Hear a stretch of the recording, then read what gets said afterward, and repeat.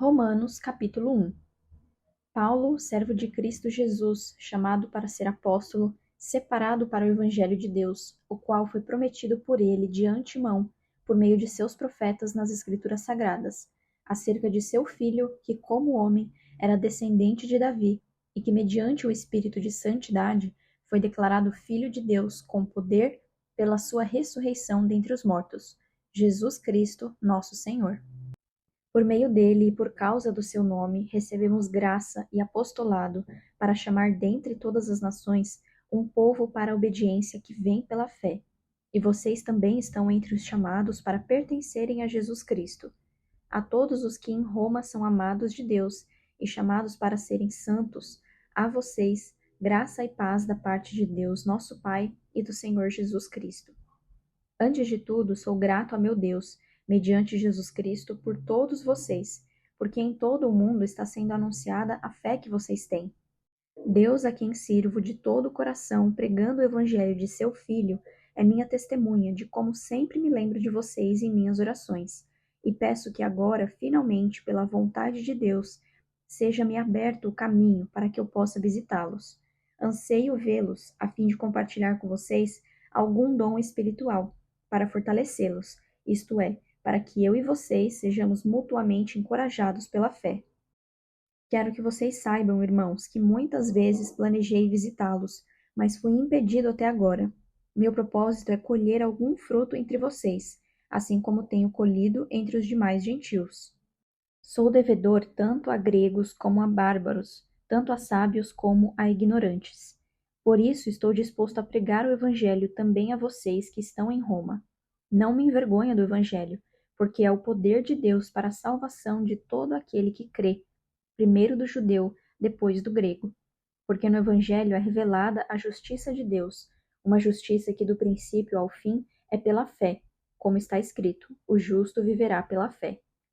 Portanto, a ira de Deus é revelada nos céus contra toda impiedade e injustiça dos homens, que suprimem a verdade pela injustiça. Pois o que de Deus se pode conhecer é manifesto entre eles, porque Deus lhes manifestou.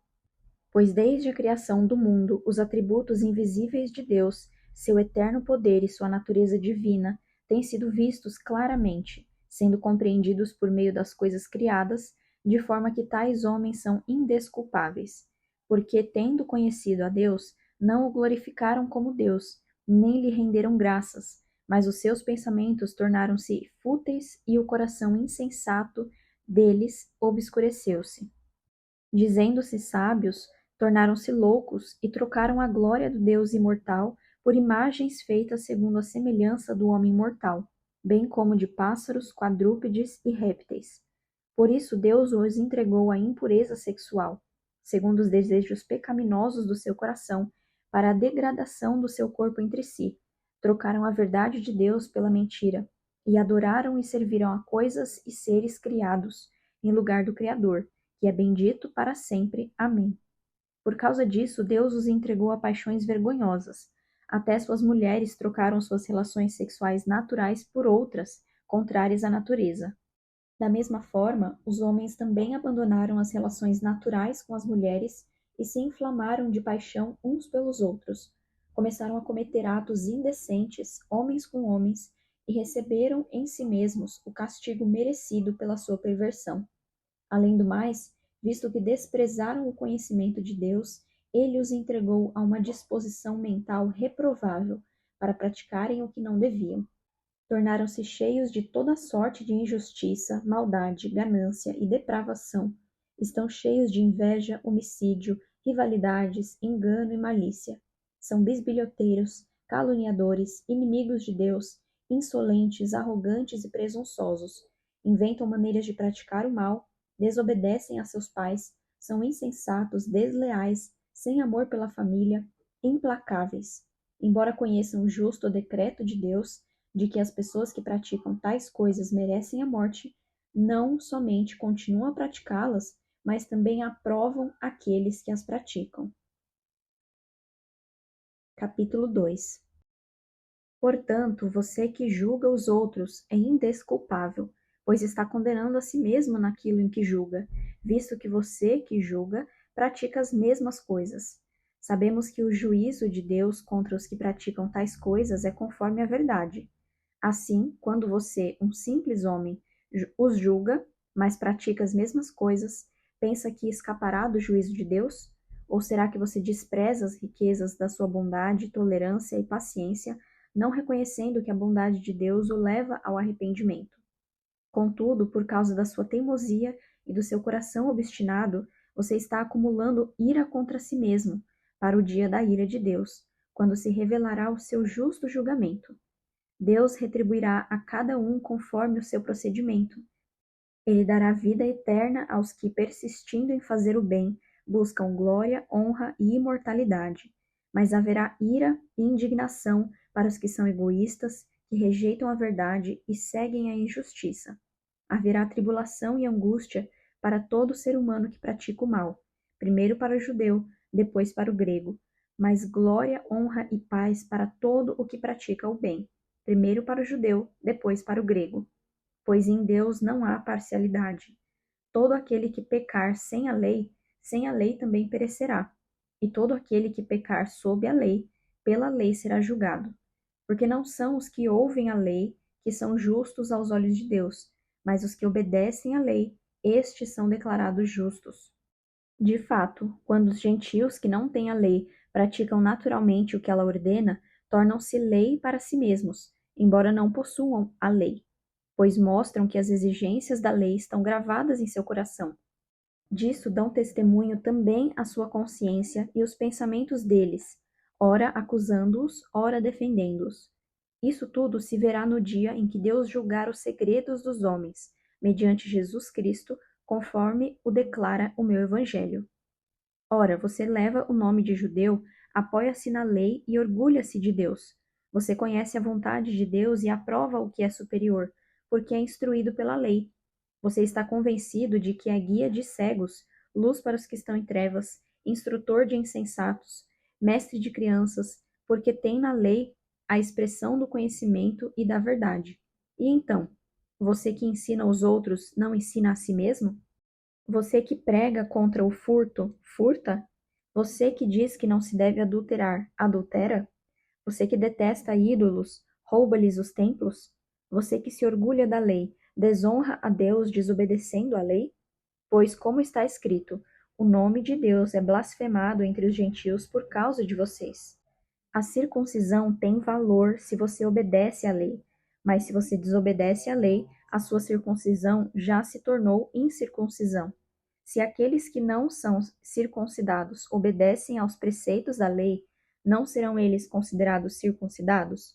Aquele que não é circuncidado fisicamente, mas obedece à lei, condenará você, que tendo a lei escrita e a circuncisão, é transgressor da lei. Não é judeu quem o é apenas exteriormente, nem é circuncisão a que é meramente exterior e física. Não, judeu é quem o é interiormente, e circuncisão é a operada no coração pelo Espírito, e não pela lei escrita. Para estes o louvor não provém dos homens, mas de Deus. Capítulo 3. Que vantagem há então em ser judeu, ou que utilidade há na circuncisão?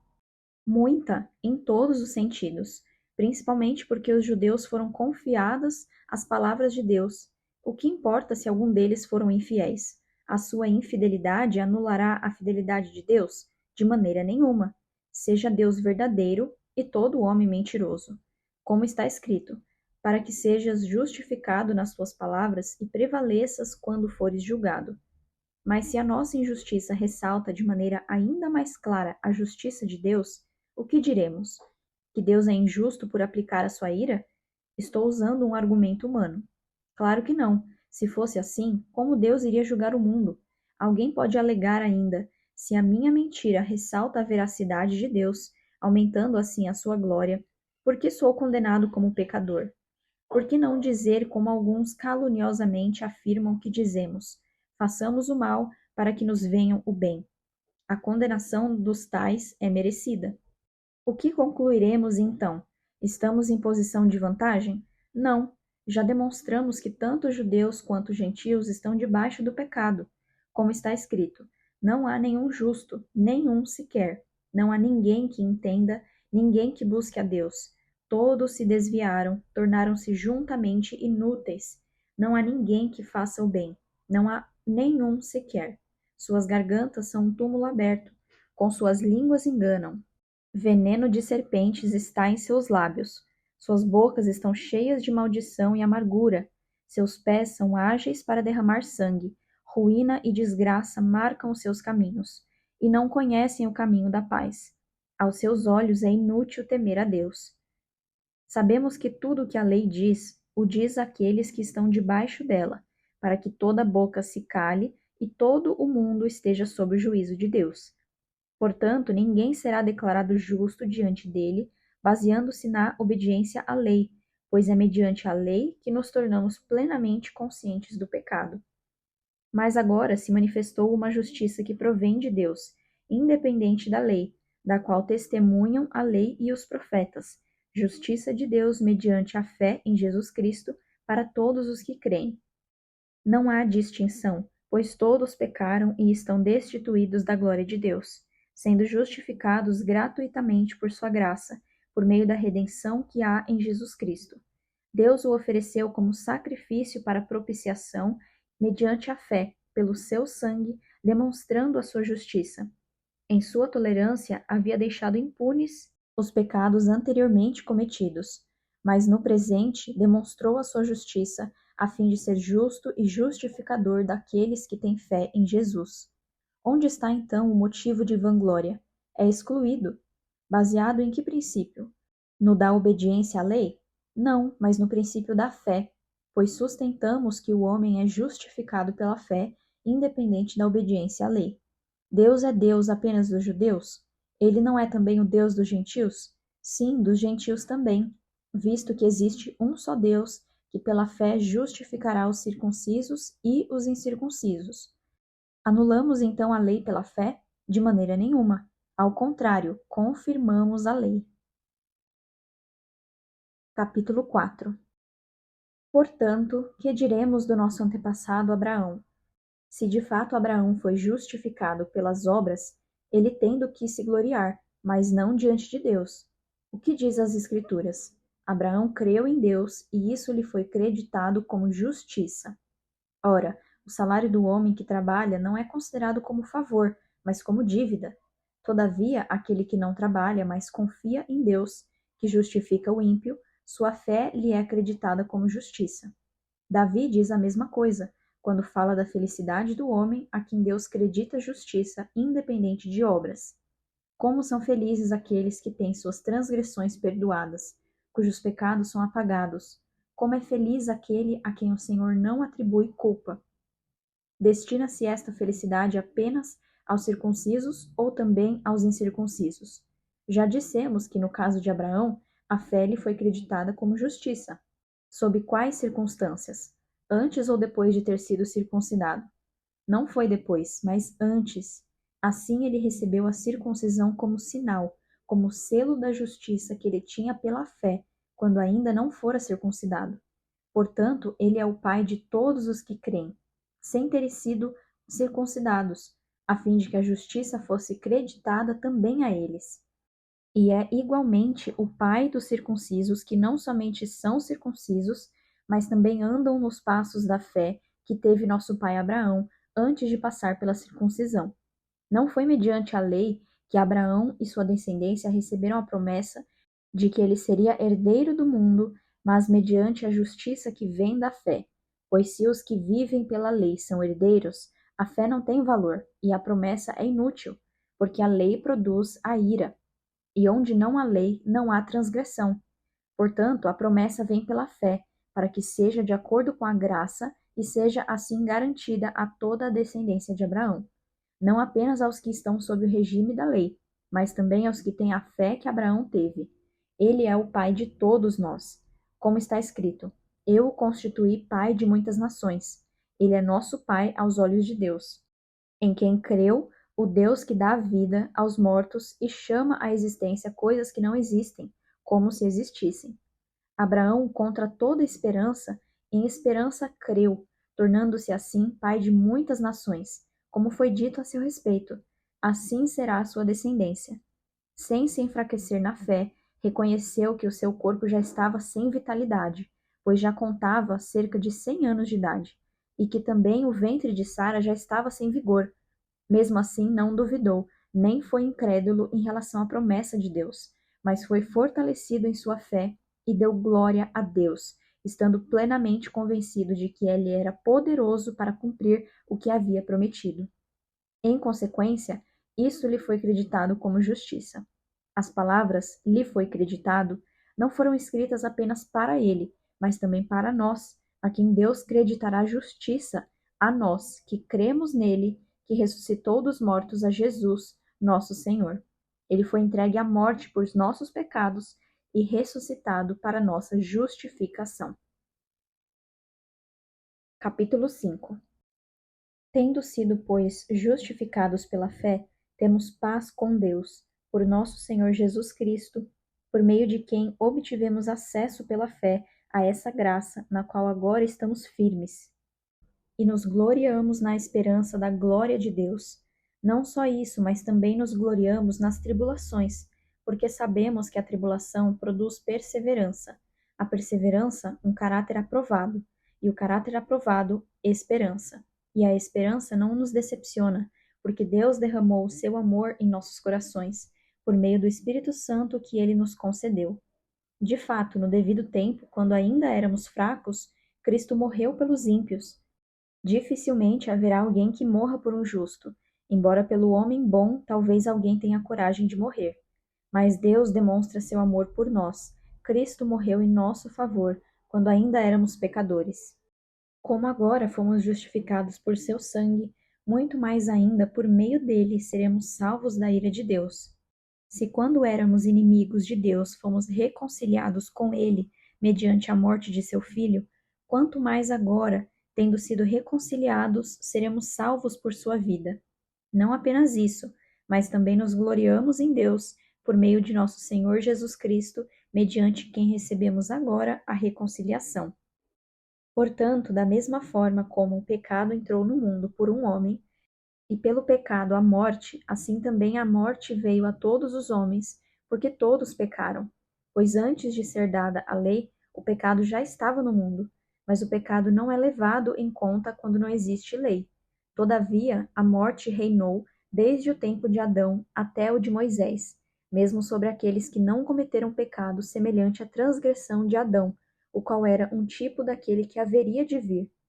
Entretanto, não há comparação entre a dádiva e a transgressão.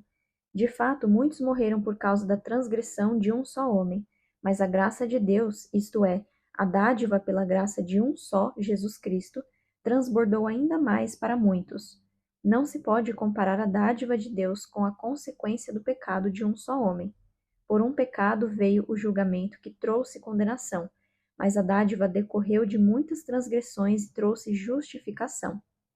Se pela transgressão de um só a morte reinou por meio deles, muito mais aqueles que recebem de Deus a imensa provisão da graça e a dádiva da justiça reinarão em vida por meio de um único homem, Jesus Cristo.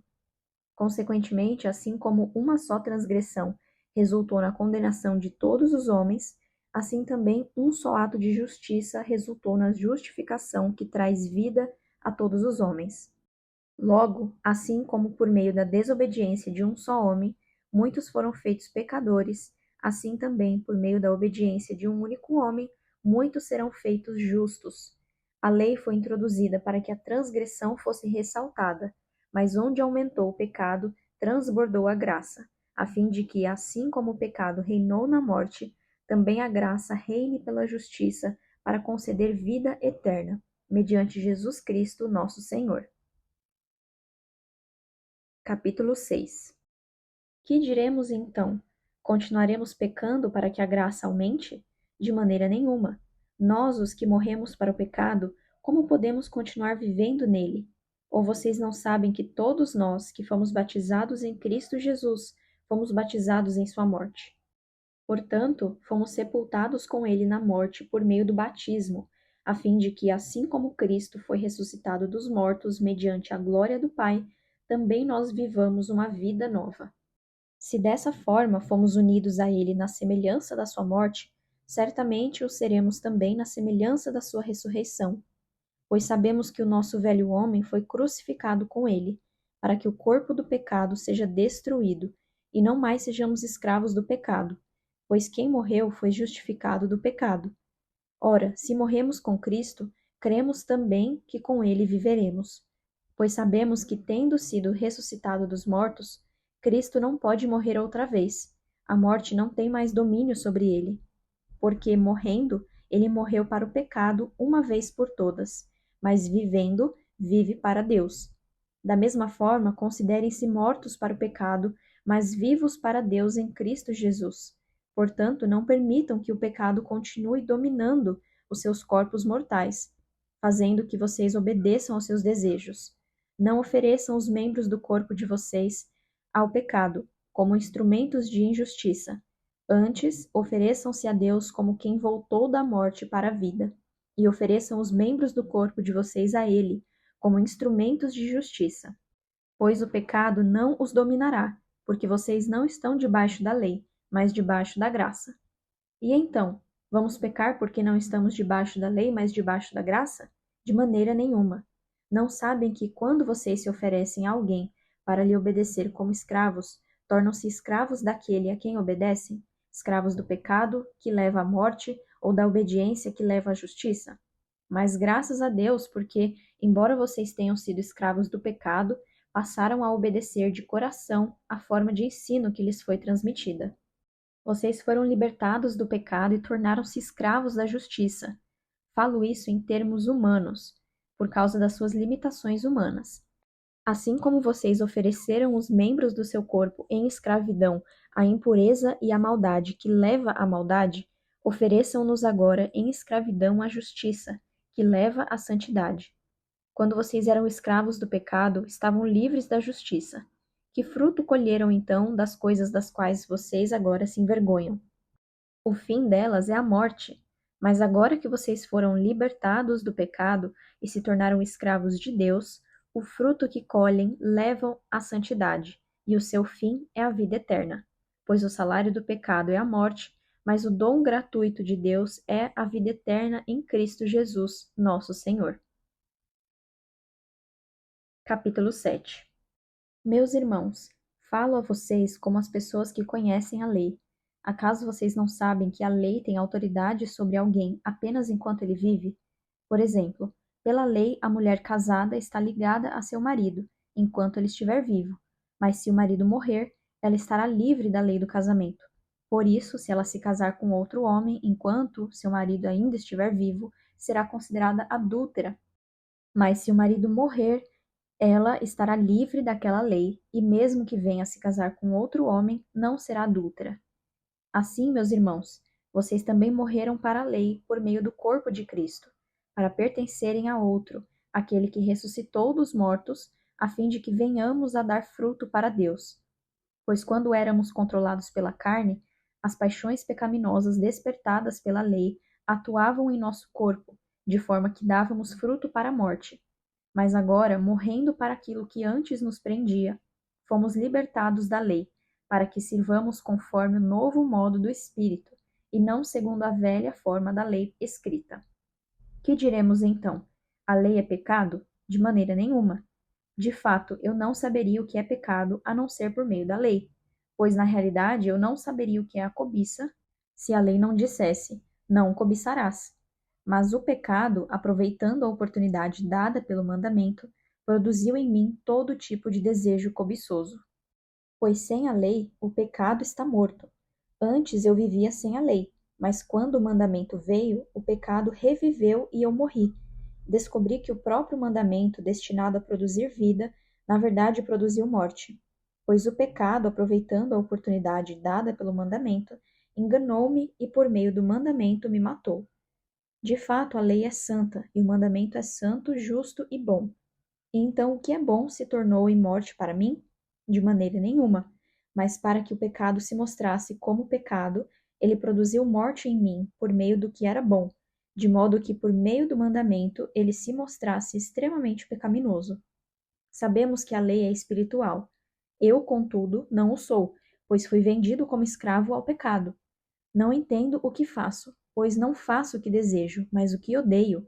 E se faço o que não desejo, admito que a lei é boa. Neste caso, não sou mais eu quem o faz, mas o pecado que habita em mim. Sei que nada de bom habita em mim, isto é, em minha carne, porque tenho o desejo de fazer o que é bom, mas não consigo realizá-lo. Pois o que faço não é o bem que desejo, mas o mal que não quero fazer, esse eu continuo fazendo. Ora, se faço o que não quero, já não sou eu quem o faz, mas o pecado que habita em mim. Assim, encontro esta lei que atua em mim. Quando quero fazer o bem, o mal está junto a mim. No íntimo do meu ser, tenho prazer na lei de Deus, mas vejo outra lei atuando nos membros do meu corpo, guerreando contra a lei da minha mente, tornando-me prisioneiro da lei do pecado que atua em meus membros. Miserável homem que sou, quem me libertará do corpo sujeito a esta morte? Graças a Deus por Jesus Cristo, o nosso Senhor, de modo que com a mente eu próprio sou escravo da lei de Deus, mas com a carne da lei do pecado. Capítulo 8. Portanto, agora já não há condenação para os que estão em Cristo Jesus, porque por meio de Cristo Jesus, a lei do Espírito de vida me libertou da lei do pecado e da morte, porque aquilo que a lei fora incapaz de fazer, por estar enfraquecida pela carne, Deus o fez enviando seu próprio Filho à semelhança do homem pecador como oferta pelo pecado. E assim condenou o pecado na carne, a fim de que as justas exigências da lei fossem plenamente satisfeitas em nós, que não vivemos segundo a carne, mas segundo o Espírito. Quem vive segundo a carne tem a mente voltada para o que a carne deseja, mas quem vive de acordo com o Espírito tem a mente voltada para o que o Espírito deseja. A mentalidade da carne é morte, mas a mentalidade do Espírito é vida e paz. A mentalidade da carne é inimiga de Deus, porque não se submete à lei de Deus, nem pode fazê-lo. Quem é dominado pela carne não pode agradar a Deus. Entretanto, vocês não estão sob o domínio da carne, mas do Espírito, se de fato o Espírito de Deus habita em vocês. E se alguém não tem o Espírito de Cristo, não pertence a Cristo. Mas se Cristo está em vocês, o corpo está morto por causa do pecado, mas o espírito está vivo por causa da justiça. E se o espírito daquele que ressuscitou Jesus dentre os mortos habita em vocês, aquele que ressuscitou a Cristo dentre os mortos também dará vida a seus corpos mortais, por meio do seu espírito que habita em vocês. Portanto, irmãos, estamos em dívida, não para com a carne, para vivermos sujeitos a ela. Pois se vocês viverem de acordo com a carne, morrerão. Mas se pelo Espírito fizerem morrer os atos do corpo, viverão. Porque todos os que são guiados pelo Espírito de Deus são filhos de Deus. Pois vocês não receberam um espírito que os escravize para novamente temerem, mas receberam o Espírito que os torna filhos por adoção, por meio do qual clamamos: Abba, Pai. O próprio Espírito testemunha ao nosso espírito que somos filhos de Deus. Se somos filhos, então somos herdeiros, herdeiros de Deus e co-herdeiros com Cristo, se de fato participamos dos seus sofrimentos, para que também participemos da sua glória. Considero que os nossos sofrimentos atuais não podem ser comparados com a glória em que nos será revelada. A natureza criada aguarda com grande expectativa que os filhos de Deus sejam revelados, pois ela foi submetida à inutilidade, não pela sua própria escolha, mas por causa da vontade daquele que a sujeitou, na esperança de que a própria natureza criada será libertada da escravidão da decadência em que se encontra, recebendo a gloriosa liberdade dos filhos de Deus. Sabemos que toda a natureza criada geme até agora, como em dores de parto. E não só isso, mas nós também, que temos os primeiros frutos do Espírito, gememos interiormente, esperando ansiosamente nossa adoção como filhos, a redenção do nosso corpo.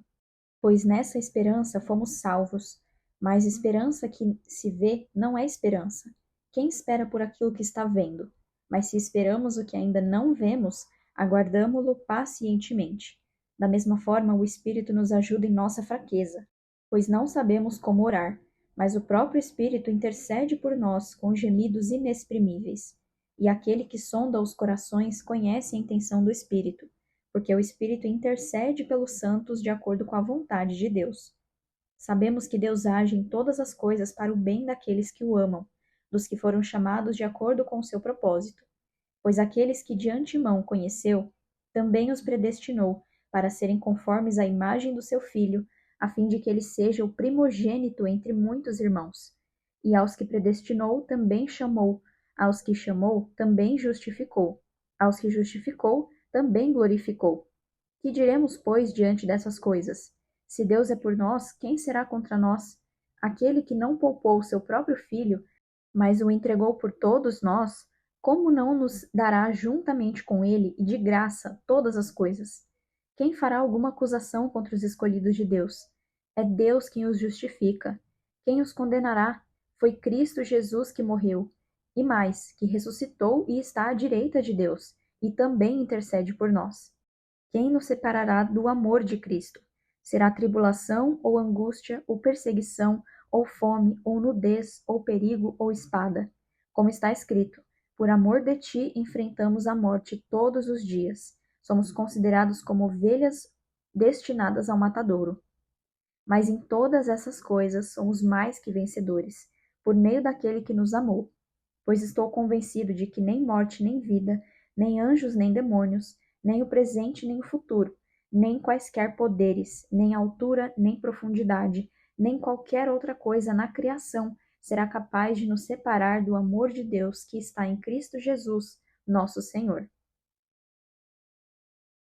Capítulo 9. Digo a verdade em Cristo, não minto. Minha consciência o confirma no Espírito Santo.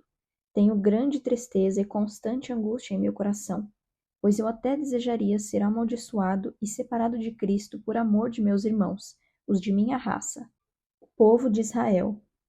Deles é a adoção de filhos, deles é a glória divina, as alianças, a concessão da lei, a adoração no templo e as promessas. Deles são os patriarcas, e a partir deles se traça a linhagem humana de Cristo, o que é Deus acima de todos, bendito para sempre. Amém. Não pensemos que a palavra de Deus falhou, pois nem todos os descendentes de Israel são Israel. Nem por serem descendentes de Abraão, passaram todos a ser filhos de Abraão. Ao contrário, por meio de Isaque, a sua descendência será considerada. Noutras palavras, não são os filhos naturais que são filhos de Deus, mas os filhos da promessa é que são considerados descendência de Abraão. Pois foi assim que a promessa foi feita: no tempo devido virei novamente, e Sara terá um filho. E esse não foi o único caso.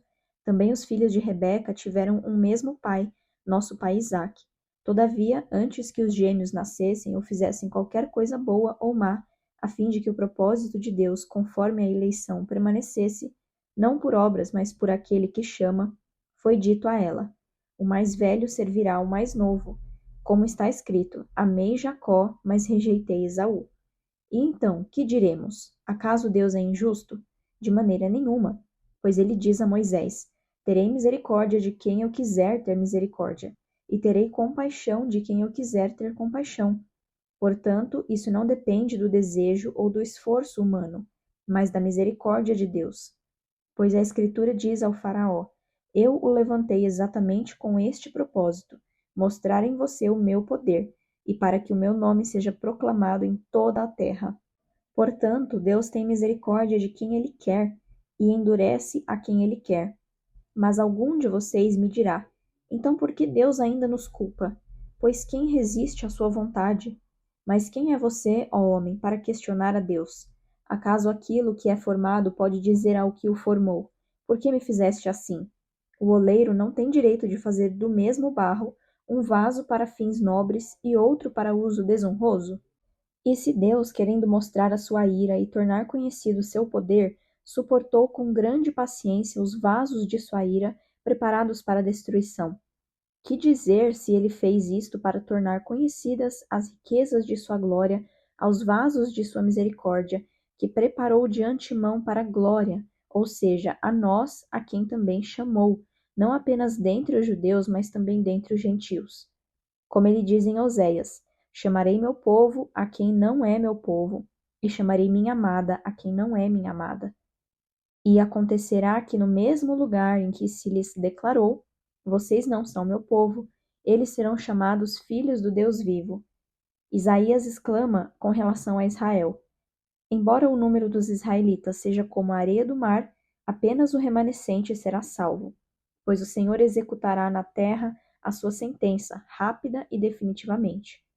Como anteriormente disse Isaías, se o Senhor dos exércitos não nos tivesse deixado descendentes, já estaríamos como Sodoma e semelhantes a Gomorra. Que diremos então? Os gentios que não buscavam justiça a obtiveram, uma justiça que vem da fé. Mas Israel, que buscava uma lei que trouxesse justiça, não a alcançou. Por que não?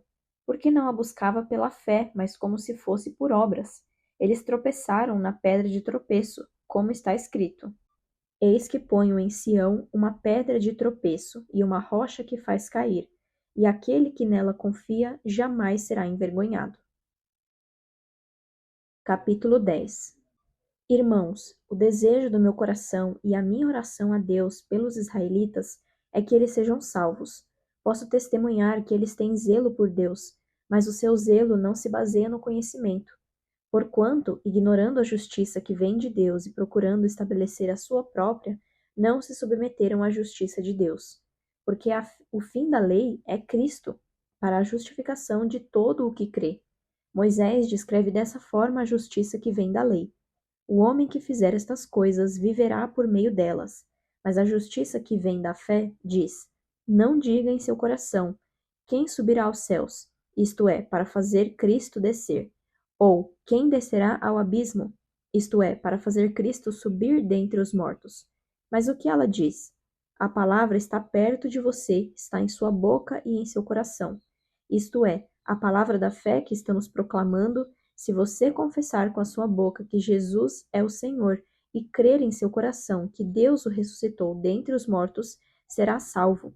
Pois com o coração se crê para a justiça, e com a boca se confessa para a salvação. Como diz a Escritura: todo o que nele confia jamais será envergonhado. Não há diferença entre judeus e gentios, pois o mesmo Senhor é Senhor de todos, e abençoa ricamente todos os que o invocam, porque todo aquele que invocar o nome do Senhor será salvo. Como, pois, invocarão aquele em quem não creram? E como crerão naquele de quem não ouviram falar? E como ouvirão, se não houver quem pregue? E como pregarão, se não forem enviados? Como está escrito, como são belos os pés dos que anunciam boas novas. No entanto, nem todos os israelitas aceitaram as boas novas, pois Isaías diz: Senhor, quem creu em nossa mensagem? Consequentemente, a fé vem por se ouvir a mensagem, e a mensagem é ouvida mediante a palavra de Cristo. Mas eu pergunto: eles não a ouviram? Claro que sim. A sua voz ressoou por toda a terra, e as suas palavras até os confins do mundo. Novamente pergunto: será que Israel não entendeu? Em primeiro lugar, Moisés disse: farei que tenham ciúmes de quem não é meu povo. Eu os provocarei à ira por meio de um povo sem entendimento. E Isaías diz ousadamente: fui achado por aqueles que não me procuravam.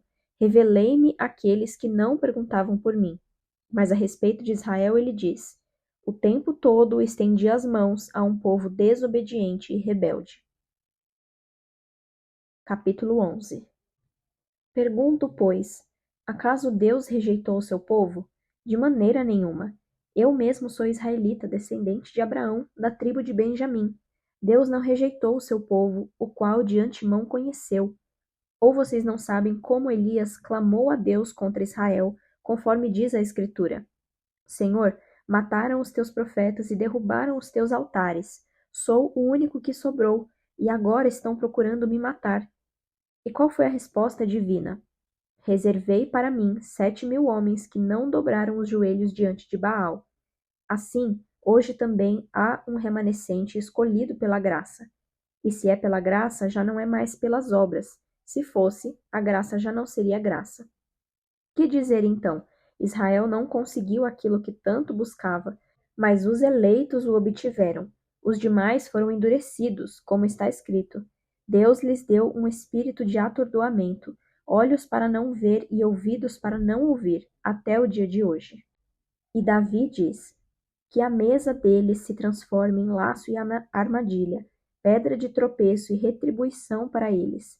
Escureçam-se os seus olhos para que não consigam ver, e suas costas fiquem encurvadas para sempre.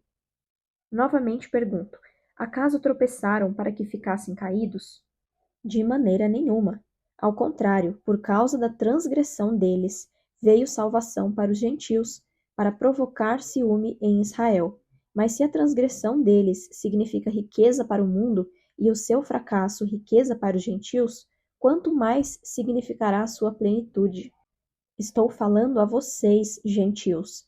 Visto que sou apóstolo para os gentios, exalto o meu ministério, na esperança de que, de alguma forma, possa provocar ciúme em meu próprio povo e salvar alguns deles. Pois se a rejeição deles é a reconciliação do mundo, o que será a sua aceitação, senão vida dentre os mortos?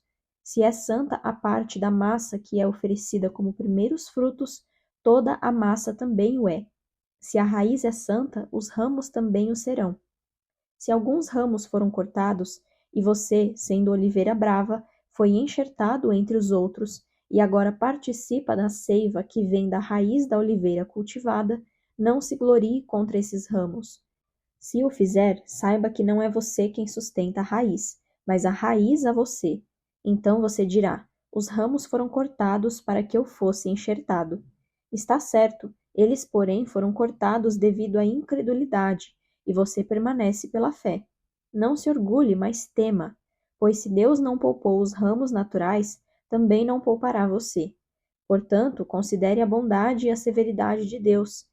Severidade para com aqueles que caíram, mas bondade para com você, desde que permaneça na bondade dele. De outra forma, você também será cortado. E quanto a eles, se não continuarem na incredulidade, serão enxertados, pois Deus é capaz de enxertá-los outra vez. Afinal de contas, se você foi cortado de uma oliveira brava por natureza e de maneira antinatural foi enxertado numa oliveira cultivada, quanto mais serão enxertados os ramos naturais em sua própria oliveira. Irmãos, não quero que ignorem este ministério, para que não se tornem presunçosos. Israel experimentou um endurecimento em parte, até que chegue a plenitude dos gentios. E assim todo o Israel será salvo, como está escrito: virá de Sião o Redentor que desviará de Jacó a impiedade. E esta é a minha aliança com eles quando eu remover os seus pecados. Quanto ao Evangelho, eles são inimigos por causa de vocês, mas quanto à eleição, são amados por causa dos patriarcas, pois os dons e o chamado de Deus são irrevogáveis. Assim como vocês, que antes eram desobedientes a Deus, mas agora receberam misericórdia, graças à desobediência deles, assim também agora eles se tornaram desobedientes, a fim de que também recebam agora misericórdia, graças à misericórdia de Deus para com vocês. Pois Deus colocou todos sob a desobediência, para exercer misericórdia para com todos. Ó profundidade da riqueza, da sabedoria e do conhecimento de Deus! Quão insondáveis são os seus juízos e inescrutáveis os seus caminhos! Quem conheceu a mente do Senhor? Ou quem foi seu conselheiro? Quem primeiro lhe deu para que ele o recompense? Pois dele, por ele e para ele são todas as coisas. A ele seja a glória para sempre. Amém. Capítulo 12. Portanto, irmãos, rogo-lhes pelas misericórdias de Deus que se ofereçam em sacrifício vivo, santo e agradável a Deus. Este é o culto racional de vocês. Não se amoldem ao padrão deste mundo, mas transformem-se pela renovação da sua mente, para que sejam capazes de experimentar e comprovar a boa, agradável e perfeita vontade de Deus. Por isso, pela graça que me foi dada, digo a todos vocês: ninguém tenha de si mesmo um conceito mais elevado do que deve ter, mas, ao contrário, tenha um conceito equilibrado, de acordo com a medida da fé que Deus lhe concedeu. Assim como cada um de nós tem um corpo com muitos membros, e esses membros não exercem todos a mesma função, assim também em Cristo nós, que somos muitos, formamos um corpo e cada membro está ligado a todos os outros. Temos diferentes dons de acordo com a graça que nos foi dada. Se alguém tem o dom de profetizar, use-o na proporção da sua fé. Se o dom é servir, sirva. Se é ensinar, ensine. Se é dar ânimo, que assim faça. Se é contribuir, que contribua generosamente. Se é exercer liderança, que a exerça com zelo. Se é mostrar misericórdia, que o faça com alegria. O amor deve ser sincero. Odeiem o que é mau, apeguem-se ao que é bom. Dediquem-se uns aos outros com amor fraternal. Prefiram dar honra aos outros mais do que a si próprios. Nunca lhes falte o zelo. Sejam fervorosos no espírito, sirvam ao Senhor. Alegrem-se na esperança, sejam pacientes na tribulação, perseverem na oração. Compartilhem o que vocês têm com os santos em suas necessidades. Pratiquem a hospitalidade. Abençoem aqueles que os perseguem. Abençoem e não os amaldiçoem. Alegrem-se com os que se alegram. Chorem com os que choram. Tenham uma mesma atitude uns para com os outros. Não sejam orgulhosos, mas estejam dispostos a se associar a pessoas de posição inferior. Não sejam sábios aos seus próprios olhos. Não retribuam a ninguém mal por mal. Procurem fazer o que é correto aos olhos de todos. Façam todo o possível para viver em paz com todos. Amados, nunca procurem se vingar, mas deixem com Deus a ira, pois está escrito: minha é a vingança, eu retribuirei, diz o Senhor. Ao contrário, se o seu inimigo tiver fome, dê-lhe de comer, se tiver sede, dê-lhe de beber. Fazendo isso, você amontoará brasas vivas sobre a cabeça dele.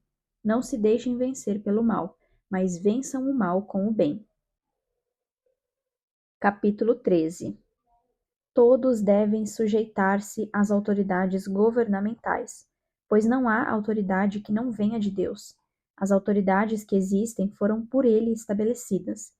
Portanto, aquele que se rebela contra a autoridade está se colocando contra o que Deus instituiu, e aqueles que assim procedem trazem condenação sobre si mesmos, pois os governantes não devem ser temidos, a não ser pelos que praticam o mal. Você quer viver livre do medo da autoridade? Pratique o bem, e ela o enaltecerá, pois é serva de Deus para o seu bem. Mas se você praticar o mal, tenha medo, pois ela não porta a espada sem motivo. É serva de Deus, agente da justiça para punir quem pratica o mal. Portanto, é necessário que sejamos submissos às autoridades, não apenas por causa da possibilidade de uma punição, mas também por questão de consciência. É por isso também que vocês pagam imposto, pois as autoridades estão a serviço de Deus, sempre dedicadas a esse trabalho. Deem a cada um o que lhe é devido, se imposto, imposto, se tributo, tributo, se temor, temor, se honra, honra. Não devam nada a ninguém, a não ser o amor de uns pelos outros, pois aquele que ama seu próximo tem cumprido a lei. Pois estes mandamentos, não adulterarás, não matarás, não furtarás, não cobiçarás, e qualquer outro mandamento, todos se resumem nesse preceito: ame o seu próximo como a si mesmo. O amor não pratica o mal contra o próximo. Portanto, o amor é o cumprimento da lei. Façam isso compreendendo o tempo em que vivemos. Chegou a hora de vocês despertarem do sono, porque agora a nossa salvação está mais próxima do que quando cremos. A noite está quase acabando, o dia logo vem. Portanto, deixemos de lado todas as obras das trevas e revistamo-nos da armadura da luz. Comportemo-nos com decência, como quem age à luz do dia, não em orgias e bebedeiras, não em imoralidade sexual e depravação, não em desavença e inveja. Ao contrário, revistam-se do Senhor Jesus Cristo e não fiquem premeditando como satisfazer os desejos da carne. Capítulo 14. Aceitem o que é fraco na fé, sem discutir assuntos controvertidos. Um crê que pode comer de tudo, já outro, cuja fé é fraca, come apenas alimentos vegetais. Aquele que come de tudo não deve desprezar o que não come, e aquele que não come de tudo não deve condenar aquele que come, pois Deus o aceitou. Quem é você para julgar o servo alheio? É para o seu Senhor que ele está em pé ou cai, e ficará de pé, pois o Senhor é capaz de o sustentar. Há quem considere um dia mais sagrado que outro. Há quem considere iguais todos os dias. Cada um deve estar plenamente convicto em sua própria mente. Aquele que considera um dia como especial, para o Senhor assim o faz. Aquele que come carne, come para o Senhor, pois dá graças a Deus. E aquele que se abstém, para o Senhor se abstém, e dá graças a Deus. Pois nenhum de nós vive apenas para si, e nenhum de nós morre apenas para si. Se vivemos, vivemos para o Senhor, e se morremos, morremos para o Senhor. Assim, quer vivamos, quer morramos, pertencemos ao Senhor. Por esta razão, Cristo morreu e voltou a viver, para ser Senhor de vivos e não de mortos. Portanto, você, por que julga seu irmão? E por que despreza seu irmão? Pois todos compareceremos diante do tribunal de Deus.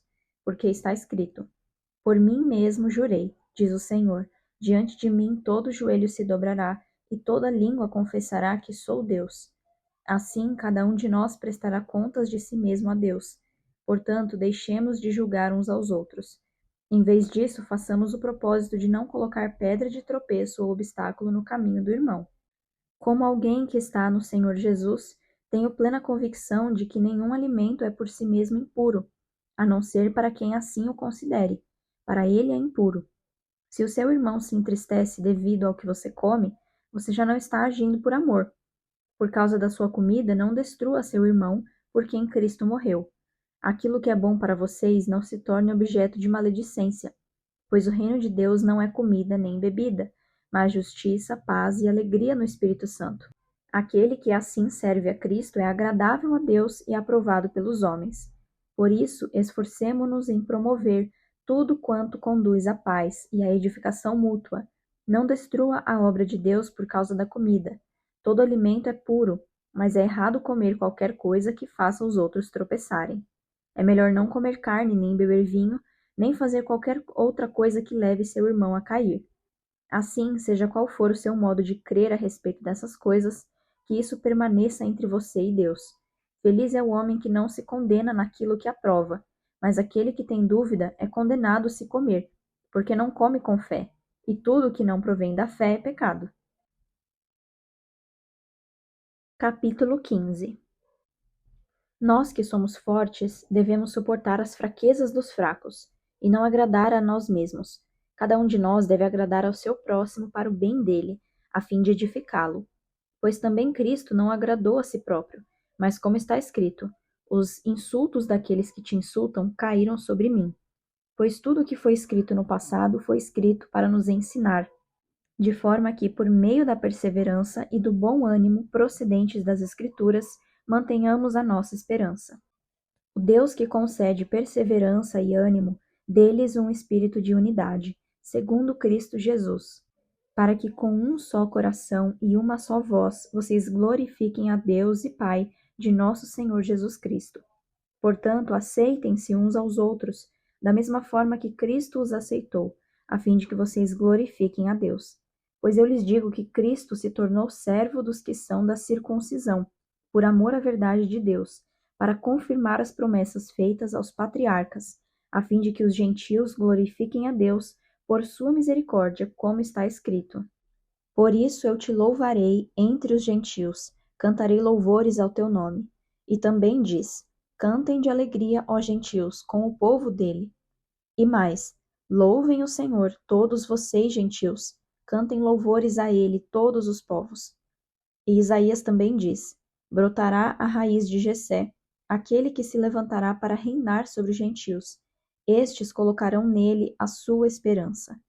Que o Deus da esperança os encha de toda alegria e paz, por sua confiança nele, para que vocês transbordem de esperança pelo poder do Espírito Santo. Meus irmãos, eu mesmo estou convencido de que vocês estão cheios de bondade e plenamente instruídos, sendo capazes de aconselhar-se uns aos outros.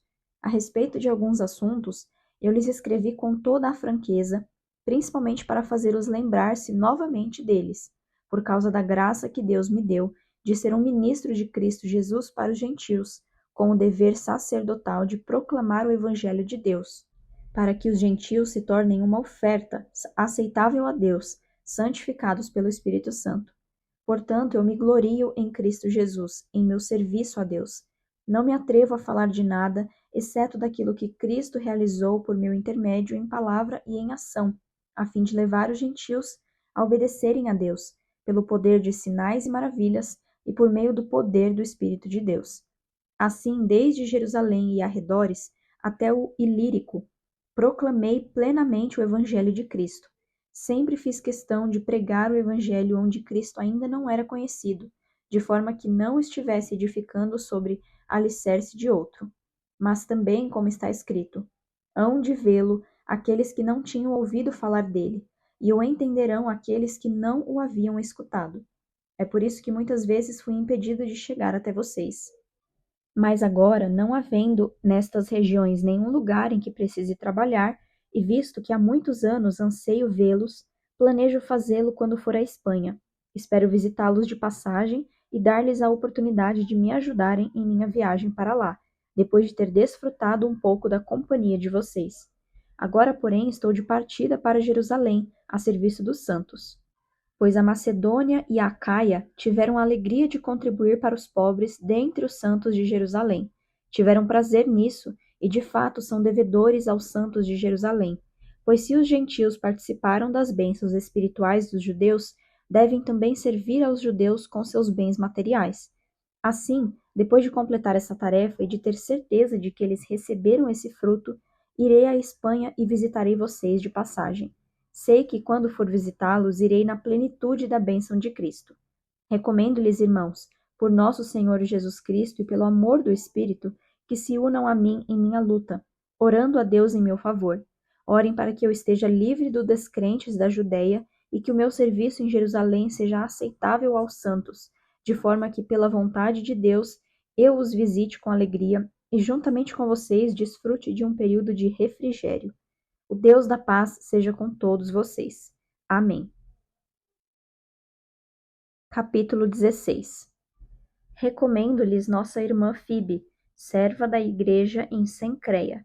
Peço que a recebam no Senhor, de maneira digna dos santos, e lhe prestem a ajuda de que venha a necessitar, pois tem sido de grande auxílio para muita gente, inclusive para mim. Saúdem Priscila e Áquila, meus colaboradores em Cristo Jesus. Arriscaram a vida por mim, sou grato a eles, não apenas eu, mas todas as igrejas dos gentios. Saúdem também a igreja que se reúne na casa deles. Saúdem meu amado irmão Epêneto, que foi o primeiro convertido a Cristo na província da Ásia. Saúdem Maria, que trabalhou arduamente por vocês. Saúdem Antrônico e Júnias, meus parentes que estiveram na prisão comigo. São notáveis entre os apóstolos e estavam em Cristo antes de mim. Saúdem Ampliato, meu amado irmão no Senhor. Saúdem Urbano, nosso cooperador em Cristo, e meu amado irmão Estaques. Saúdem Apeles, aprovado em Cristo. Saúdem os que pertencem à casa de Aristóbulo. Saúdem Herodião, meu parente. Saúdem os da casa de Narciso, que estão no Senhor. Saúdem Trifena e Trifosa, mulheres que trabalham arduamente no Senhor. Saúdem a amada Pérside, outra que trabalhou arduamente no Senhor. Saúdem Rufo, eleito no Senhor, e sua mãe, que tem sido mãe também para mim. Saúdem Assíncrito, Flegonte, Hermes, Patrobas, Hermas, e os irmãos que estão com eles. Saúdem Filólogo, Júlia, Nereu e sua irmã, e também Olimpas e todos os santos que estão com eles. Saúdem uns aos outros com beijo santo. Todas as igrejas de Cristo enviam-lhes saudações. Recomendo-lhes, irmãos, que tomem cuidado com aqueles que causam divisões e colocam obstáculos ao ensino que vocês têm recebido. Afastem-se deles, pois essas pessoas não estão servindo a Cristo nosso Senhor, mas a seus próprios apetites. Mediante palavras suaves e bajulação, enganam o coração dos gentios. Todos têm ouvido falar da obediência de vocês, por isso estou muito alegre, mas quero que sejam sábios em relação ao que é bom, e sem malícia em relação ao que é mau. Em breve o Deus da paz esmagará Satanás debaixo dos pés de vocês. A graça de nosso Senhor Jesus seja com vocês. Timóteo, meu cooperador, envia-lhe saudações, bem como Lúcio, Jason e Sosípatro, meus parentes. Eu, Tércio, que redigi essa carta, saúdo vocês no Senhor. Gaio, cuja hospitalidade eu e toda a igreja desfrutamos, envia-lhe saudações. Erasto, administrador da cidade, e nosso irmão Quarto, enviam-lhe saudações. Que a graça de nosso Senhor Jesus Cristo seja com todos vocês. Amém. Ora, aquele que tem poder para confirmá-los pelo meu evangelho e pela proclamação de Jesus Cristo, de acordo com a revelação do ministério oculto nos tempos passados, mas agora revelado e dado a conhecer pelas Escrituras proféticas, por ordem do Deus eterno, para que todas as nações venham a crer nele e a obedecer-lhe. Sim, ao único Deus sábio, seja dada glória para todo o sempre, por meio de Jesus Cristo. Amém.